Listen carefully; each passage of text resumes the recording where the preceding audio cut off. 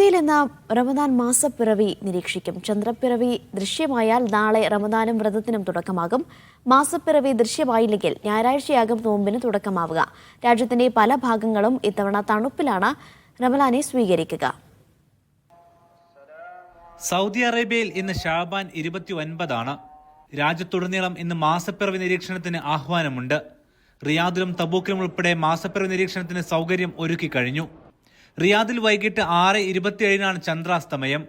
അതായത് സൂര്യൻ 5:55 അസ്തമിച്ച് അരമണിക്കൂർ കഴിഞ്ഞ് ചന്ദ്രൻ അസ്തമിക്കൂ.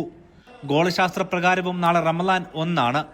എന്നാൽ ഇന്ന് മൂടിക്കെട്ടിയ കാലാവസ്ഥയുണ്ടാകുമെന്നാണ് കാലാവസ്ഥാ കേന്ദ്രത്തിന്റെ പ്രവചനം.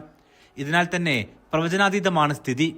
മാസപ്പിറവി ദൃശ്യമായാൽ നാളെ നോമ്പിനും ഇന്ന് രാത്രി മുതൽ തറാവീഹ് നമസ്കാരങ്ങൾക്കും തുടക്കം കുറിക്കും. മാസപ്പിറവി ദൃശ്യമായില്ലെങ്കിൽ ശനിയാഴ്ചയായിരിക്കും വ്രതാരംഭം. സൗദിയുടെ പല ഭാഗത്തും തണുപ്പ് തുടരുകയാണ്.